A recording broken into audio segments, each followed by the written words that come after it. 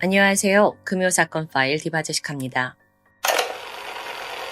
1998년 10월 17일 새벽 6시 대구 중구 남산동에서 채소 가게를 운영하고 있던 50세 정현조 씨는 바쁘게 장사 준비를 하고 있었습니다. 그러던 중 아내에게 다급한 전화 한 통이 걸려왔죠. 여보, 은희가 응급실에 있대요. 당신 얼른 와야 돼요. 부부의 딸 19살 정은희 씨는 대구에 있는 계명대학교 간호학과 1학년에 다니고 있었습니다. 전날인 16일 밤, 당시 학교는 축제 기간이었는데요. 은희 씨는 다른 과가 주최한 주막 행사에 들르게 됩니다. 이때 동갑내기 CC였던 남자친구 박 씨도 함께 참석했고요. 흥겨운 분위기 속에서 또 다음 날도 토요일이라 두 사람은 좀 평소보다 술을 즐겼습니다. 그러다 밤 10시 반이 되었는데 남자친구는 좀 많이 먹었는지 인사불성이 됐어요. 은희 씨도 취기가 좀 올라왔죠. 근데 그렇다고 몸을 못 가눌 정도는 아니었는데요. 잠시 후 그녀는 남자친구를 챙겨서 학교를 나오게 됩니다. 그리고 20분 뒤 남자친구 박 씨가 딱 정신을 차렸는데 그는 학교 정문 건너편 성서병원 앞에 우두커니 혼자 있더라고요. 여자친구의 모습은 보이지 않았죠. 근데 기억이 끊겨서 무슨 상황인지 모르겠는 거예요. 그래서 일단 급하게 공중전화로 은희 씨에게 삐삐를 보냅니다. 참고로 삐삐는 90년대 후반에 유행하던 무전 호출기예요. 전화를 걸어서 숫자 메시지를 남기면 이 삐삐에 숫자가 표시가 돼요. 또 음성 메시지도 남길 수 있는데 그러면 공중전화나 집전화로 메시지를 확인해야 했습니다. 어쨌든 그렇게 삐삐를 보내고 몇 분을 기다렸지만 응답이 없었습니다. 혹시 먼저 집에 간 건가 생각도 들었죠. 하지만 은희 씨는 다음날 새벽이 될 때까지 집에 돌아오지 않았습니다. 그리고 새벽 6시, 일을 나갔던 아버지가 딸 은희 씨가 응급실에 있다라는 소식에 급히 병원으로 달려가요. 가는 내내 대학생인 딸이 새벽 내내 술을 많이 마셔서 탈이 난 거 아닐까 생각을 했었죠. 그런데 도착해보니 먼저 도착한 그 가족들의 표정이 심상치 않습니다. 그리고 바로 거기서 딸의 사망 소식을 듣게 돼요. 이 현실을 받아들이기도 전에 경찰이 다가왔고요. 딸의 사진과 유류품을 보여주면서 확인을 요청하더라고요. 이게 도대체 어떻게 된 일이냐고요. 경찰에 따르면 약 1시간 전인 새벽 5시 10분 은희 씨는 구마고속도로 하행선 7.7km 지점에서 교통사고를 당했습니다. 운전자는 52세 최 씨였는데 25톤 트럭을 몰던 중에 무단횡단을 하던 은희 씨를 미처 피하지 못했다고 해요. 그녀는 현장에서 숨을 거뒀고요. 시 씨는 알아보기 힘들 정도로 으깨졌습니다. 지갑에 있던 주민등록증으로 겨우 신원을 확인하게 돼요. 이런 갑작스러운 사망, 사고 소식에 유가족은 고통스러웠습니다. 그 와중에도 경찰과 함께 사고 현장을 방문하게 되는데 뭔가가 좀 이상했어요. 일반적으로 교통사고에는 스키드 마크라는 게 관측됩니다. 그러니까 끼익 급제동을 하면 타이어 마크가 길게 바닥에 생기죠. 특히나 고속도로에서는 다들 빠른 시속으로 달리기 때문에 빈번히 스키드 마크가 생기는데 이 현장엔 전혀 없더라고요. 이건 브레이크를 밟지 않았다는 뜻 아닐까요? 그래서 혹시 대형 트럭이라 미처 못 밟았나 싶었지만 이상한 점은 이뿐만이 아니었습니다. 은희 씨 시신은 거의 형태도 알아볼 수 없을 정도로 으깨져 있었습니다. 그런데 정작 도로에는 핏자국이 별로 없어요. 이게 말이 되나? 행여 죽은 사람을 친 게 아닌 이상 상식적으로 좀 앞뒤가 맞지 않는 듯하죠. 그러고 보니까 사고 시간도 좀 이상합니다. 이 현장은 은희 씨가 있던 학교 주점에서 4km나 떨어져 있습니다. 집에서도 7km 떨어져 있고요. 근데 은희 씨가 밤 10시 40분까지 주점에 있다가 자리를 떴잖아요. 근데 사고는 새벽 5시? 약 한 6시간 정도의 공백이 있습니다. 게다가 사건 당일 그녀가 도서관에서 책 3권을 빌렸어요. 근데 이게 학생증과 함께 현장에선 보이지 않았죠. 이 모든 걸 토대로 가족들은 누군가 은희 씨를 살해한 후에 교통사고로 위장했다라는 생각이 들었습니다. 그래서 급히 영안실로 향해요. 발견 당시 은희 씨가 상하이를 모두 입고 있었는데 속옷은 없었거든요. 그렇다면 범인이 성폭행을 한 후에 겉옷만 다시 입혀놨다고도 볼 수 있는 거예요. 그래서 가족들이 시신을 자세히 확인하려고 했거든요. 근데 어쩐 일인지 영안실 직원에게 가로막혔죠. 그래서 급히 경찰에게 의혹을 제기했지만 그들은 유가족의 의견을 귀담아 듣지 않았습니다. 사고 발생 8시간 후 결국 가족과 은희 씨 친구들이 직접 나섰고요. 추가 증거를 찾기 위해 현장을 수색하게 돼요. 그러자 사고 지점에서 30m 떨어진 곳에서 은희 씨 속옷이 발견됩니다. 근데 마침 이 지점이 운전자 최 씨가 교통사고 낸 후에 트럭을 주차해둔 가드레일 쪽이었어요. 아니, 왜 여기서 속옷이 나오지? 사고 난 곳은 더 떨어져 있는데? 그래서 당장 이 증거와 의혹들을 경찰에게 보고하는데 이들이 시큰둥한 반응입니다. 아유, 아버님, 이 보니까 색도 다 바라고 축 늘어진 게 이게 어딜 봐서 아가씨 겁니까? 이러는 거예요. 근데 사실 은희 씨에게 쌍둥이 여동생이 있어요. 근데 이 속옷은 두 사람이 똑같이 가지고 있던 거라서 가족은 단번에 알아본 거죠. 정말 이상합니다. 경찰이 너무하다 싶을 정도로 소극적이고 사건에 대해 의문을 가지지 않아요. 심지어 가족들이 나서서 국가수에 정밀부검을 요청하거든요. 근데 경찰은 이거 대충 현미경으로 봤을 때 속옷에 정자가 묻어있지 않다 하면서 매몰차게 거부해버렸죠. 한편 운전자였던 최 씨에 대한 조사도 미미합니다. 이 사람이 전과 기록도 있고요. 진술 내내 횡설수설했어요. 근데 경찰이 별다른 의심을 하지 않는 거예요. 더 화가 나는 건 목격자도 있었는데 이 부분은 조사가 쏙 빠져 있어요. 이게 무슨 소리냐면요. 사실 운전자 최 씨와 페어로 움직이던 또 다른 트럭 운전사가 있습니다. 그러니까 트럭 2대가 100m 간격으로 함께 움직였던 거예요. 아니, 그러면 그가 뭔가를 목격하지 않았을까? 뭔가를 알지 않을까? 그리고 최 씨, 운전자 입장에서도 이걸 숨길 이유가 없잖아요. 근데 최 씨는요, 당시에 지나가는 차량이 한 대도 없었다라고 거짓으로 증언해버려요. 이런 답답한 상황에서 결국 가족들이 나섰고 자체적인 수사를 통해 제3의 목격자를 찾아냈죠. 그는 사고 당시를 똑똑히 기억하고 있었습니다.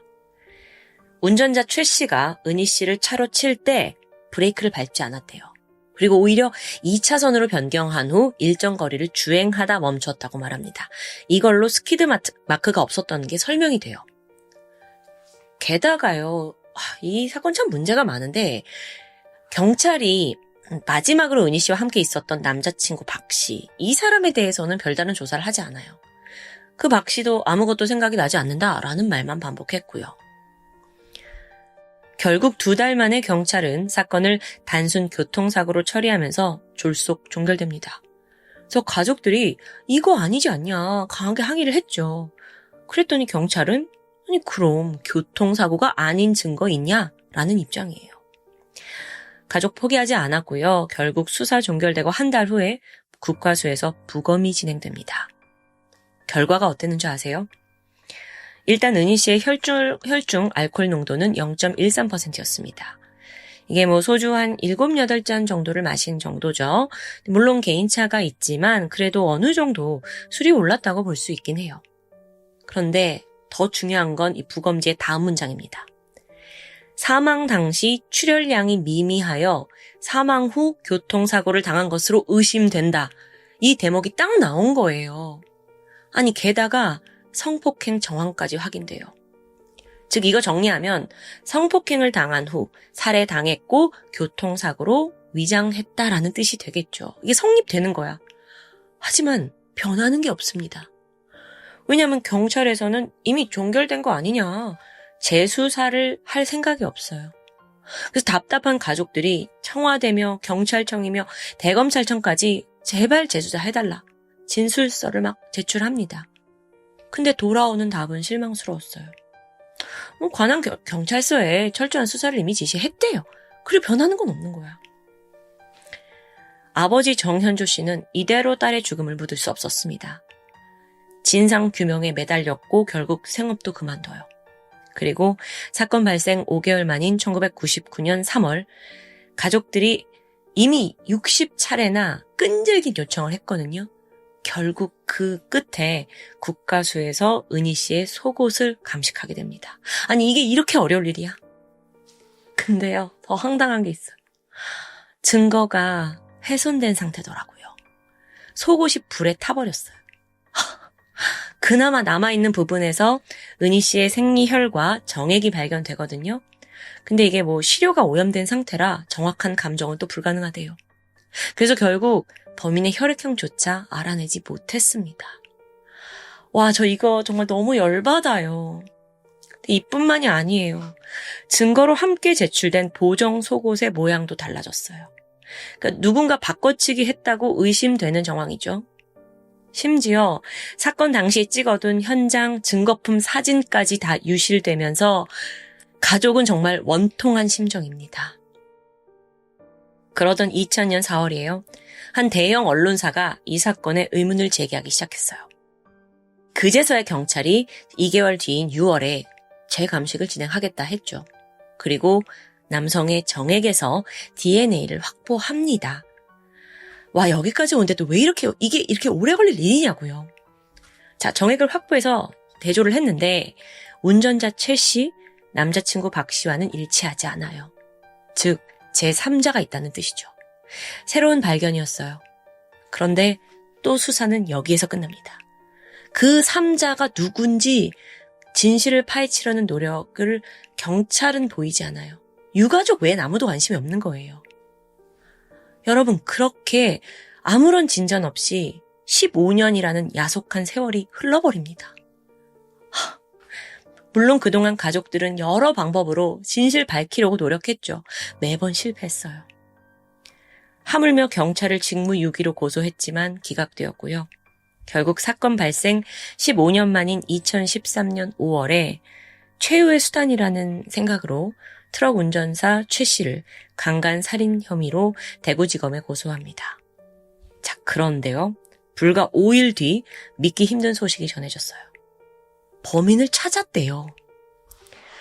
경찰이 지목한 사람이 누구였냐? 48살의 외국인 남성, 스리랑카 국적의 노동자 K 씨였습니다. 자, K. 그는 지난 2011년 청소년에게 성매매를 권유한 혐의로 검거가 됐고요. 100만 원 벌금 냈어요. 근데 그때로부터 한 해 전인 2010년부터 이제 법이 새롭게 제정이 되면서 범죄자들의 DNA를 채취하게 되거든요. 그때 이제 받아둔 거예요. 이후 2013년도에도 술집 종업원을 성추행했다는 신고 들어왔는데 그나마 합의를 해서 처벌을 면했다고 해요. 그러니까 행실이 아주 불량한 사람이죠. 은희 씨 사건이 발생한 1998년 당시 K는 33살이었습니다. 그리고 마침 대구 성서산업단지에서 산업연수생 신분으로 일하고 있었어요. 사건 당일인 10월 16일 밤 그는 외국인 동료 2명과 함께 자전거를 타고 퇴근을 하던 중이었습니다. 계명대학교 근처를 지나고 있다가 혼자 있는 은희 씨를 발견하게 되죠. 술에 취한 그녀를 보자 이 세 사람이 끔찍한 계획을 모의하기 시작합니다. 일단 그녀를 제압하려고 폭행했고 이후 자전거에 태워서 구마고속도로에 위치한 굴다리로 끌고 갔어요. 그 시간이 한 40분 정도가 걸렸는데 도착해보니 여기가 이제 지상 활주로 밑에 가로등도 없고 옆에는 다 논밭만 있는 아주 인적이 드문 곳입니다. 여기다 싶었는지 이들은 은희 씨의 손을 결박했고 이후 한 사람씩 돌아가며 성폭행을 저질렀습니다. 그게 무려 4시간이나 이어졌어요. 그러다 새벽 5시 만신창이가 된 은희 씨가 가까스로 범인들에게서 도망칩니다. 그대로 고속도로로 뛰어든 거예요. 남성들이 뒤쫓았지만 순간 끼익! 급제동하는 소리가 들렸습니다. 그래서 이들은 저 사람이 차에 치여서 죽었겠구나 생각을 했고 바로 도주했대요. 그리고 다음 날부터 이들은 그냥 태연히 하루를 시작했어요. 그러다가 좀 입이 근질근질했는지 동료들한테 내가 한국인 여대생을 성폭행했다 이렇게 무용담처럼 떠들었다고 합니다. 근데 여기서 K라는 사람이 자기가 성관계를 한 여성들의 사진을 트로피처럼 모아두는 편이었다고 해요. 자기가 막 무용담을 늘어놓는데 그 동료가 그걸 믿지 않으니까 은희 씨 사진을 들이밀었습니다. 이게 현장에서 사라진 학생증으로 추정이 돼요. 이후에 K를 제외한 공범들은 2003년, 2005년에 불법 체류자로 적발돼서 다 스리랑카로 추방됐어요. 반면에 K는 한국인과 결혼해서 비자를 받았고요. 이후 스리랑카 식료품 사업을 하면서 한국에 지내고 있었습니다. 나중에 검거하고 보니까 그런 추악한 과거와 달리 너무도 평범하고 평온한 삶을 살고 있더라고요. 그런데요, 여러분. 이제 이 답답한 사건의 제2막이 지금부터 시작됩니다. 우선 스리랑카랑 한국 사이에 범죄인 인도 조약이 체결되어 있지 않아요. 즉 추방된 공범들을 데려오는 건 불가능했죠. 그럼 K만이라도 법정에 세워야 하는데 여기에도 문제가 있습니다. 은희 씨 사건이 1998년에 발생했다고 했어요. 근데 강간 사건은 공소시효가 5년입니다. 그러니까 2003년에 이미 다 만료된 거예요. 하지만 여러 명이 공모한 강간 사건의 경우에는 특수 강간 혐의가 적용이 돼요. 그건 또 공소시효가 10년으로 늘어나죠. 그래서 이걸로 잡아들일 수 있다 싶었는데 이마저도 2008년에 모두 만료되었습니다. 검찰이 머리를 싸매고 고민을 해요. 그러다가 결국 공소시효가 15년인 특수 강도 강간을 적용합니다. 자, 이건 강도와 성폭행이 결합된 형태예요. 그리고 또 공범도 존재해야 하고요. 이 K가 피해자에게 성폭행을 한 건 확실합니다. 또한 범인들이 학생증을 가지고 갔다라고 추정이 되고 또 그 현장에 있던 지갑에서 현금도 없어졌었어요. 그래서 이걸 토대로 검찰은 니들이 학생증과 현금을 가져간 강도 혐의가 성립된다라고 본 거죠. 그렇게 공소시효 만료를 2달 앞두고 2013년 8월 검찰은 K를 특수 강도 강간 혐의로 기소했습니다. 자, 그런데 아직 안심할 수는 없어요. 2014년 5월에 1심 재판이 열렸습니다. 네, 여기서 재판부가 강도 혐의에 대한 증거는 좀 불명확하다라고 판단했어요. 왜냐하면 K가 그때 가지고 있던 사진이 학생증이다라는 명확한 증거가 없기 때문입니다. 그러니까 이미 사진은 버린 지 오래였거든요. 또한 그 지갑에 있던 돈을 가져갔다는 것도 좀 증명하기가 어려워요. 이게 파고 보면 은희 씨가 주점에서 돈을 썼을 수도 있고 또 술에 취해서 잃어버렸을 수도 있기 때문에 꼭 K가 가져갔다고가 성립이 안 되는 거죠. 강간은 확실하지만 그건 이미 공소시효 지났잖아요. 단독 처벌 불가능하고요. 결국 강도 사건이 입증되지 못하면서 K는 증거 불충분으로 무죄가 선고됐죠. 검찰이 즉각 항소합니다. 그리고 이 국내 스리랑카 사람들 다 막 전수조사하면서 과거 K한테 이 범행에 대해 전해 들은 사람들을 찾아내요. 근데 찾아냈는데 이 사람이 증언을 망설이더라고요. K가 보복할 게 두려웠던 거예요. 그리고 또 자칫 잘못하면 이 사람이 또 무죄로 나올 테니까요. 그래서 끈질기게 가족과 또 다니던 교회 목사님을 통해서 설득을 했고 결국 그가 증언대에 서게 됩니다. 뭐라고 하냐면 사건이 벌어지고 며칠 후에 이 범인 무리들과 술자리를 가졌는데 그때 이들이 술에 취해서 자백한 걸 똑똑히 기억하고 있다고 해요. 여학생의 가방에서 책 3권과 학생증, 현금을 훔쳤다라고 자기가 들었다라고 증언을 한 거죠. 자, 이렇게 되면 검찰이 생각한 대로 특수 강도 강간이 성립하나 싶었어요. 근데 이번에 재판부가 이 증언에 신뢰성이 없다고 판단합니다. 왜냐하면 시간상으로 보면 이 사람이 지금 말한 그 시간이 1998년, 그때로부터 16년 전 일이에요. 근데 이 사람 진술이 지나치게 구체적이고 상세하다, 이게 이제 지적받은 부분입니다. 또한 책 3권을 훔쳐갔다는 점에서도 문제가 됐어요. 수사 초기 가족들은 도서관에서 빌린 책 3권 없어졌다라고 했잖아요. 근데 그 당시 현장에 있던 운전기사 최 씨와 또 도착한 구급대원 진술에 따르면 그때 막 현장에 찢어진 책들이 막 바람에 날리고 있었대요. 그래서 재판부는 그 책 3권이 그 종이들일 수도 있지 않냐, 그 가능성을 완전히 배제할 수 없다라는 입장입니다. 그렇게 결국 이번에도 K에게는 무죄가 선고되었죠. 최종 2017년 7월 대법원이 원심을 유지하면서 무죄가 확정됩니다. 자, 더 이상 한국에서 K를 처벌할 방법은 없어요. 근데 이때 검찰이 스리랑카에서 성폭행 공소시효가 20년이다라는 걸 확인해요. 그래서 급하게 K를 그냥 추방시켜버렸죠. 자기 나라로 돌아가게. 이게 그쪽 공소시효 만료 4일 전인 2018년 10월 13일입니다. 본국에서 바로 기소가 돼요. 하지만 혐의는 성폭행이 아닌 성추행이었어요. 이것도 복잡한데 이제 정액이 질 내부가 아니라 속옷에서 나왔기 때문입니다.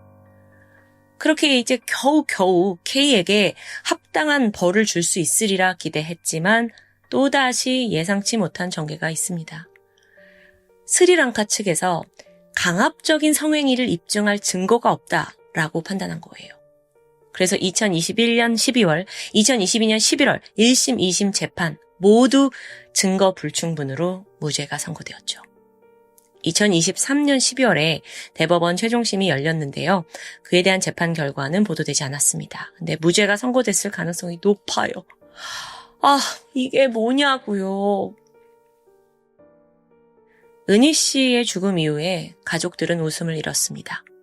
특히 아버지는 죄책감에 매일같이 눈물을 흘렸어요. 왜 그러셨냐면 사실 은희 씨가 서울에 있는 대학에도 합격을 했대요. 근데 아버지가 굳이 서울까지 가지 말고 집 근처에서 다니라고 조언을 했고 딸을 가까이 두고 싶었던 거죠.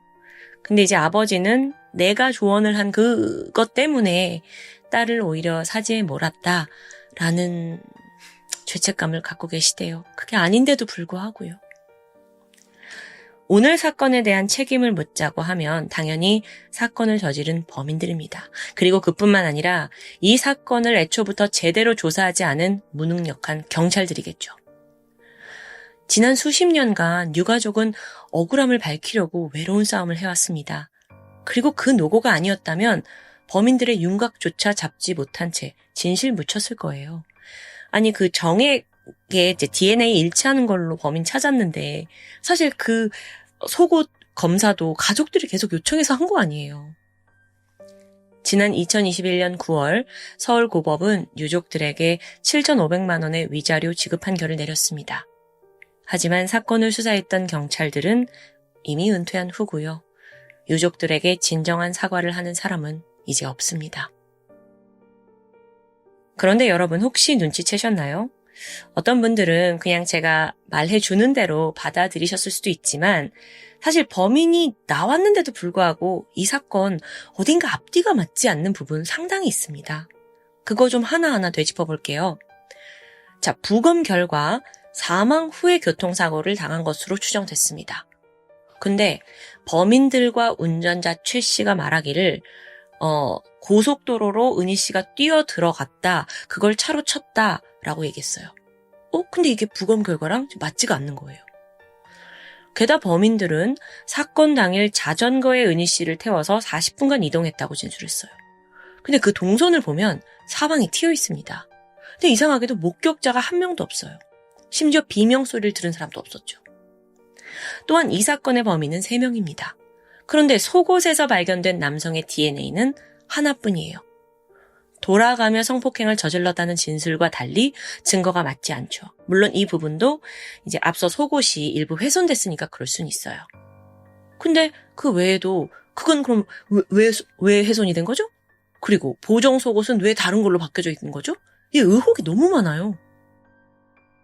마지막으로 범인 K는 끼익 하는 급제동 소리를 듣고 은희 씨가 사고로 죽었다고 생각했다고 말했습니다. 근데 현장에 스키드 마크는 없어요. 게다가 목격자, 앞서 진술에서도 급제동이 나오지도 않았고요. 답답하죠. 워낙 경찰이 이 사건에 적극적인 태도를 보이지 않아서였는지 저는 아주 조심스럽게 정말 경찰이 지목한 그 사람 범인 맞아?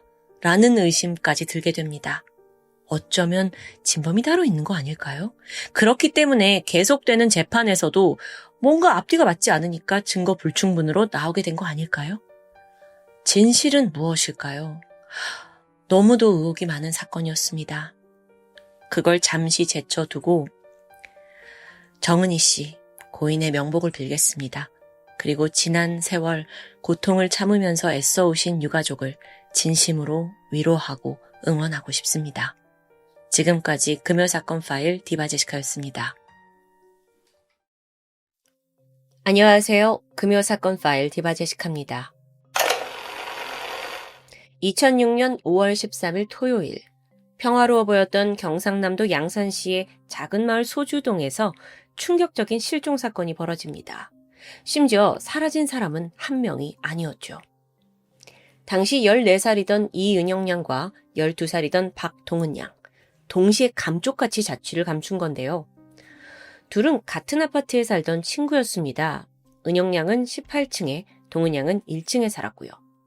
물론 2살 차이가 났긴 했지만 둘은 친자매처럼 돈독한 동네 친구였다고 합니다.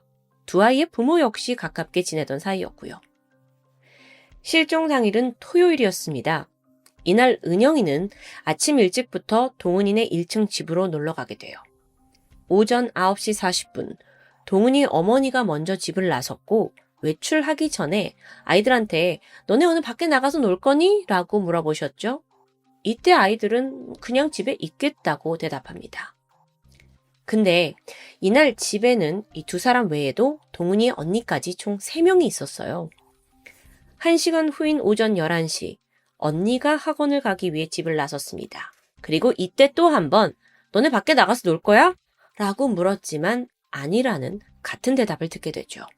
그러던 오후 1시 20분, 아까로부터 약 2시간 반이 지난 시점에 아이들이 뜻밖의 장소에서 목격됩니다. 집에서 약 2km 떨어진 어떤 상가를 걷고 있는 게 마을 주민으로부터 목격된 거죠. 이후에 아이들은 11번 마을버스에 올라탔고요. 10분 뒤인 1시 30분엔 소주 대동아파트 정류장에서 하차합니다.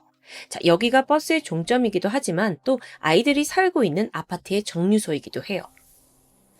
안타깝게도 당시 마을버스에는 CCTV가 없습니다. 하지만 기사님은 당시 두 아이가 버스에 탔던 걸 분명히 기억하고 계셨죠. 자, 잠시 후인 오후 2시, 은영 양과 동은 양은 다시 집 앞 버스 정류장에서 목격됩니다. 그러니까 아이들이 차에서 내린 후에 바로 집에 간 게 아니라 주변을 돌아다닌 것 같아요. 그리고 그로부터 20분 후, 이번에는 아파트 단지에 있는 슈퍼마켓 쪽으로 두 아이가 걸어가는 게 주민에 의해서 목격되었죠. 그리고 이게 마지막 모습입니다. 두 사람 모두 그날 집에 돌아오지 않았어요. 집에서 아이를 기다리고 있던 은영 양의 아버지 이태영 씨는 새벽 1시 반쯤 급하게 파출소를 찾아서 아이들의 실종 신고를 하려고 했습니다. 하지만 돌아온 대답은 좀 더 기다려 보시죠. 이후에 시간이 더 흘러서 날이 밝았고요. 오전 11시가 돼서 부모가 또다시 파출소에 찾아갔지만 담당 직원은 신고하시려면 주민등록 등본과 아이들 사진이 필요합니다. 라면서 부모를 돌려보내게 돼요. 결국 사건은 또다시 하루가 지난 15일 월요일이 되어서야 양산경찰서에 보고되었습니다. 근데 그렇다고 해서 즉각 수사가 이뤄진 것도 아니었고요. 실종 47시간 만인 15일 낮 12시 양산경찰서에서 합동심의가 열렸습니다. 이게 뭐냐면 보고된 이 사건이 범죄와 연관성이 있느냐 없느냐 유무를 판단하는 거죠. 이때 범죄와 연관됐다라고 보면 행방불명으로 보고 바로 수사에 나섭니다. 하지만 그렇지 않을 경우 단순 가출 아니겠어요? 라고 보고 신원만 시스템에 등록하는 절차를 거친다고 하는데요. 참고로 이 합동심의는 실종 24시간 안에 원래 이루어지는 게 원칙입니다. 하지만 이 사건은 안타깝게도 47시간이 지난 후에야 열리게 된 거죠. 추후에 경찰서장이 뒤늦게 부모들에게 사과를 했지만 이미 때는 늦었습니다. 이렇게 우여곡절 끝에 드디어 실종 수사가 시작이 되었고 사건 발생 6일 후 사건은 공개 수사로 전환됩니다. 10대 초반의 여학생 2명이 한날 1시에 함께 실종된 사건. 이건 언론을 통해서도 당시에 꾸준히 보도가 되었고요. 경찰 또한 다양한 방법으로 많은 노력을 했죠. 혹시나 하고 인근 저수지에 잠수부를 파견했고 수색견 헬리콥터까지 동원해서 총 5천여 명의 인력이 이 수색에 참여한 걸로 알려져 있습니다. 근데 그럼에도 불구하고 정말 그 어떤 단서도 어떤 흔적도 나오지 않았죠. 이제 기댈 곳은 사람들의 제보뿐입니다. 방송을 탔잖아요. 그리고 난 후에 전국에서 총 114건의 제보가 들어왔어요. 그런데 그나마 신빙성 있는 걸 좀 추려내면 몇 가지로 정리됩니다. 하나하나 살펴볼까요? 먼저 실종되고 이틀 후인 5월 15일 날 경남 고성군에 있는 세계 공룡 엑스포 행사장에서 이 두 아이들을 봤다는 제보가 들어옵니다. 제보한 사람은 경비업체 직원이었는데 폐장 시간대쯤 애띤 여학생 둘이서 행사장을 찾아와서는 특이한 부탁을 했다고 합니다. 아저씨, 저희 차비가 없는데 차에 좀 태워주세요. 이게 흔하지 않잖아요. 그래서 이 경변 업체가 나이를 물었죠? 그랬더니 둘 중에 한 아이가 초등학교 5학년이라고 대답을 했어요. 이건 동은 양의 그 실종 당시 연령과 일치합니다. 그리고 그 아이는 또 다른 아이를 언니라고 불렀다는데요. 직원이 너무 수상했죠. 그래서 아이들한테 너네 혹시 가출했니? 라고 물었더니 애들이 처음에는 네, 그래요 라고 말했다가 나중에는 아니요, 그냥 가출한 건 아니에요 라고 말을 바꿨다고 합니다. 남자는 아이들을 태워줬어요. 그리고 고성 터미널에 내려줬고 현금 3만 원을 건넸습니다. 아무래도 차비가 없다고 한 게 마음에 걸렸던 거죠. 자, 만약 이 두 아이가 실종됐던 이양과 박양이라면 도대체 무슨 연유로 고성에 있는 공룡박람회에 간 걸까요? 아이들이 살던 양산에서 고성까지는 대중교통으로 3시간이 넘게 걸리는 먼 곳입니다. 차도 여러 번 갈아타야 하고요. 두 아이가 평소에 공룡에 그렇게 관심이 있던 것도 아니었는데요. 또 다른 제보가 있습니다. 근데 이건 완전히 다른 지역이에요. 부산 사상역 인근에 있는 번화가에서 앵벌이를 하는 무리가 있는데 그 중에 실종 아이들과 비슷한 모습을 봤다는 제보였습니다. 제보를 한 여성은 당시 횡단보도에 서 있었는데 불현듯 하얀색 모금함을 든 여자아이들이 접근했습니다. 그러면서 저희가 종교단체에서 나왔는데요. 좋은 일에 쓸 돈이 필요해요. 그러면서 돈을 요구해요. 근데 딱 봤는데 이 얼굴이 얼마 전 실종 포스터에서 본 것과 매우 닮아 있는 것 같습니다. 그래서 여자가 대화를 시도하려는 순간 어디선가 성인 남성이 나타났죠. 그리고는 안 도와줄 거면 상관 마세요. 애들을 바로 데려갔다는데요. 이 제보는 과거 그 아래에서도 심도 있게 다루어졌습니다. 제작진은 부산 사상역에서 앵벌이를 하던 조직 관련자들을 만나게 되는데 그때 뭐라고 하냐면 우리는 아이들을 데리고 앵벌이를 하지 않는다. 장애인만 관리한다. 라면서 아예 연관성을 부인하는 겁니다. 물론 이 진술이 얼마나 신빙성이 있는지는 알 수 없죠. 또 다른 전직 앵벌이 관리대원 역시 이 아이들에 대해선 잘 기억하지 못했는데요. 근데 그는 어쩌면 유흥업소로 팔려갔을 수도 있다라는 가능성을 제시했을 뿐이죠. 제보는 계속됐습니다. 실종 2개월이 지난 2006년 7월 4일, 이번엔 경기도 성남에서 두 아이들을 목격했다는 제보가 나와요. 장소를 보니까 한 식당인데 은영양과 동은양을 닮은 여자아이 2명이 어떤 성인 여성과 함께 밥을 먹고 있었다는 겁니다. 당시 목격자는 아이들 얼굴을 좀 보고 뭔가 수상했고 식당 사장에게 가서 혹시 저 사람들 여기 자주 와요? 라고 물었는데요. 사장이 그렇다고 답했죠. 근데 목격자가 그래도 영 찜찜해서 그들에게 말을 걸려고 했지만 이미 그들이 떠난 후였다고 합니다. 뒤늦게 쫓아갔지만 행방을 할 수 없었고요. 이렇게 전국 각지에서 제보들이 쏟아집니다. 그때마다 경찰은 물론이고 부모들도 아이들을 목격했다는 그 현장으로 달려갔지만 이렇다 할 소득은 없었고요. 그런데요, 여러분. 이런 제보들과는 별개로 사실 경찰이 오랫동안 주시하던 한 인물이 있습니다.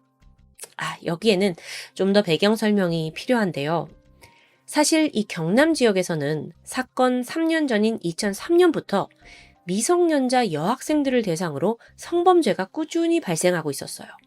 그걸 추적해보니까 모두 한 사람의 소행이라는 게 밝혀지는데 이 남자가 오토바이를 타고 다니면서 양산과 울산 지역에서 주로 범죄를 저질렀죠. 심지어 실종 여학생들이 살던 그 소주동에서도 2번이나 납치 미수 사건이 벌어졌습니다.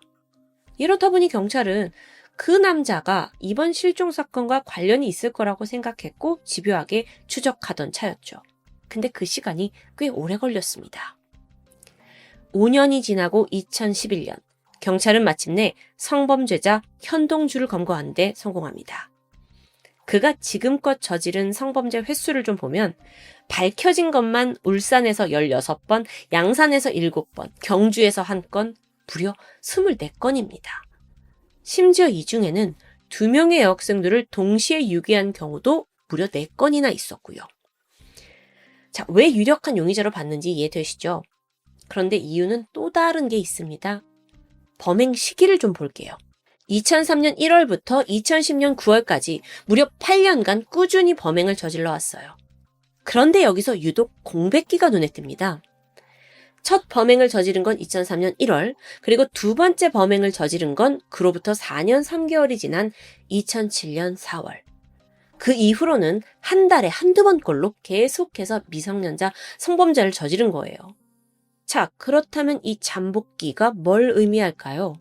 하필 또 그 사이에 2006년 5월 이양과 박양이 실종됐습니다. 이걸 토대로 경찰은 현 씨가 범행을 저질렀을 가능성이 높다고 생각을 했고 추궁을 했죠. 거짓말 탐지기도 시도했는데 이때 진실 반응도 나왔고요. 그래서 범인인가 싶었지만 당사자는 완강히 부인합니다. 실질적으로 경찰도 추가적인 직접 증거를 찾아내는 데는 실패했고요. 결국 경찰은 혐의를 입증하지 못하게 되는데요. 오늘의 실종 사건과는 별개로 그는 앞서 그 미성년 성범죄 혐의로 징역 20년형을 선고받고 현재 수감 중입니다. 그런데 여러분, 여기서 완전히 새로운 제보가 등장합니다. 최근이에요. 지난 2019년이죠. SBS 그것이 알고 싶다를 통해서 새로운 목격자가 나온 겁니다. 그 시간은 실종 당일이었던 2006년 5월 13일. 그날 오후 2시쯤이었는데 한 여성이 버스를 놓치고 나서 혼자 양산에 있는 서창 대동 아파트 상가 앞에 있는 버스 정류장에 서 있었다고 합니다. 다음 버스를 기다리고 있었죠? 그런데 마침 이때 어려 보이는 그 여학생 2명이 정류장 쪽으로 오는 거예요. 그러면서 대화를 나눕니다. 버스를 놓쳤는데 어떡하지? 하는 식의 이야기였죠. 근데 중요한 건 지금부터입니다. 바로 이때 짙은 녹색의 기아 카니발 승합차가 아이들 앞에 서게 돼요. 그리고 운전석에서 건장한 체격의 남성이 창 밖으로 팔을 내밀더니 말하죠. 얘들아, 차 놓쳤어? 태워줄게. 타면 안 되잖아요. 그래서 이 낯선 상황에 아이들도 계속 거절을 했지만 남자가 괜찮아 하면서 계속 타라고 권유했고 결국 아이들이 승합차에 올라탔다는데요. 해당 차는 창문이 짙게 썬팅이 되어 있었습니다. 그리고 또 특이한 점이 있는데 차 안에 검정색 양복이 빼곡하게 걸려 있었다는 점이었어요. 아니 근데요 여러분, 이게 실종 시간과도 맞물리고 너무도 중요한 제보 같은데 이게 왜 2019년에서야 밝혀진 걸까요? 그것도 방송을 통해서요. 사실 그날 이후에 이 여성 목격자는 동네에서 실종 사건이 있다라는 소식을 들었습니다. 그래서 바로 자기가 본 걸 경찰에 제보했어요. 근데 기가 차게도 그녀의 제보가 조사에서 누락된 겁니다. 이 중요한 게 누락되었다고요. 만약 그녀가 본 게 정말 실종된 은영양과 동은양이 맞다면 이건 너무도 결정적인 실수입니다. 자, 감정을 다스리고 다시 사건을 분석해보면 문제의 카니발 운전자 그리고 앞서 언급했던 성범죄자 현동주가 동일 인물인 가능성이 얼마나 될까? 사실 현동주의 범행 특징 중에 하나는 오토바이를 이용했다는 점이에요. 그래서 관련을 짓기가 어려워 보이죠. 제보는 여기까지였고요. 사건은 여전히 미제로 남아 있습니다. 해당 사건은 2019년에 경남경찰청 미제사건팀으로 이관이 되었고 이들이 다시 처음부터 심도 있게 수사하고 있다고 하는데요. 그 와중에 카니발 목격하신 분을 찾아서 최면 수사도 진행했고 또 차량 번호의 일부를 기억해냈다는 반가운 소식도 전해졌지만 그 후의 진전은 더 이상 알려지지 않았습니다. 이제 실종으로부터 17년이란 시간이 흘렀습니다. 부모들은 현상금 500만 원을 내걸고 여전히 아이들을 애타게 찾고 있어요. 은영양의 아버지는 원래 식당을 운영하셨는데 딸을 잃고는 생업도 포기한 채 전국적으로 딸을 찾아 헤맸습니다. 동은양의 아버지 또한 트럭을 운전하셨는데 플랜카드를 만들어서 본인 차는 물론이고 동료의 차에도 부착하면서 애타게 딸을 기다리고 있죠. 두 부모님은 제보가 들어오면 언제든 어디든 바로 달려가셨습니다. 딸을 찾기 위해서 유흥업소, 종교단체, 심지어 정신병원까지 안 가본 곳이 없다고 해요. 이들은 혹여 아이가 돌아올지 모르니 이런 희망으로 여전히 이사하지 않은 채 양산의 그 아파트에 살고 계십니다. 부모들은 최근 인터뷰를 통해서 이런 말을 남기셨어요. 마음이 너무 아프지만 차라리 시신이라도 발견된다면 끝을 맺을 수 있을 것 같다. 가족들은 아이들의 생사조차 알 수 없어서 포기할 수 없고 마냥 매달릴 수도 없는 이 고통 속에서 하루하루를 보내고 계십니다. 실종 아동 사건 해결의 실마리는 90% 이상이 제보라고 합니다. 그렇기 때문에 지금 이 영상을 보시는 여러분 또한 한 번 더 이 사건에 관심을 갖고 눈여겨서 기억해 주셨으면 좋겠는데요. 그래서 아이들이 늦게라도 가족의 품으로 돌아올 수 있길 간절히 바라봅니다. 지금까지 금요사건 파일 디바제시카였습니다.